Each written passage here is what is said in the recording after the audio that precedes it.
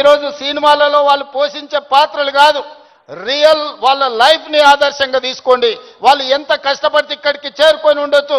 విజయ్, నేను అప్పుడప్పుడు చెప్తా ఉంటా మీకు అందరికీ, నల్లమల అడవులో నుంచి నేను ఇంత దూరం వచ్చా. ఒక ZPTC, MLC, MLA, MP, Congress president, ముఖ్యమంత్రి 16 సంవత్సరాలల్లా ఒక్కొక్క అడుగేసుకుంటూ 2016లో నేను మొదలుపెట్టిన ప్రయాణం 2023 తెలంగాణ రాష్ట్రానికి ముఖ్యమంత్రిగా ఈరోజు బాధ్యత చేపట్టిన. అదే నల్లమల అడవి నుంచి వచ్చిన వాడు విజయ్ దేవరకొండ. మా పక్క ఊరు పాలమూరు నుంచి ఈరోజు మీ అందరి అభిమానాన్ని సాధించిందంటే కష్టం లేకుండా, కమిట్మెంట్ లేకుంటే ఇంత దూరం రారు.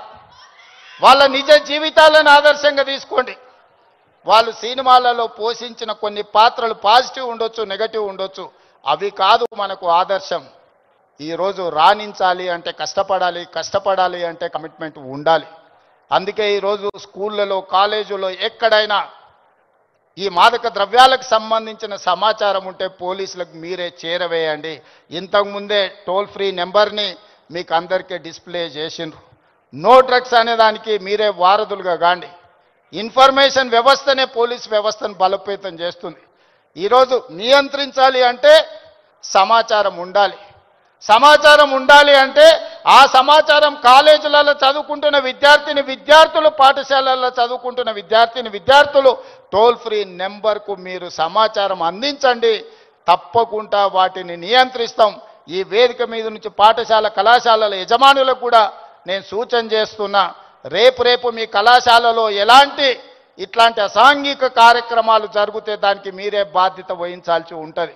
ఎందుకంటే తల్లిదండ్రులు మీ మీద నమ్మకంతో, విశ్వాసంతో లక్షలాది రూపాయలు ఫీజులు చెల్లించి పిల్లల్ని మీ పాఠశాలలు, మీ కళాశాలలకు పంపిస్తే మీరు చదువు చెప్పడంతోనే మీ బాధ్యత అయిపోయింది అనుకుంటే కుదరదు.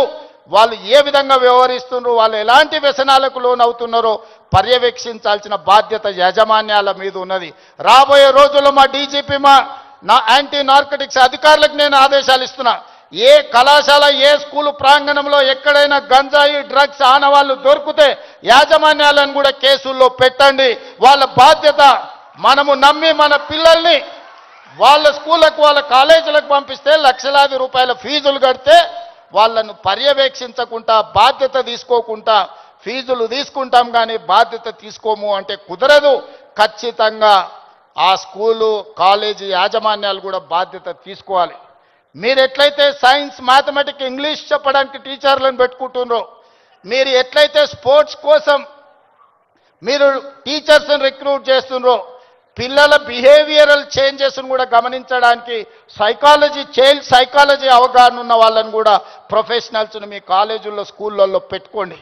పిల్లల ప్రవర్తనలో మార్పు గమనించాలి. ఎందుకంటే తల్లిదండ్రులు ఉద్యోగము లేకపోతే ఉపాధి పనుల్లో పడి వాళ్ళు సమయం పిల్లలతో కేటాయించలేకపోతున్నారు. అందుకే majority time kids are spending in their schools. So అక్కడనే వాళ్ళని గమనించాలి.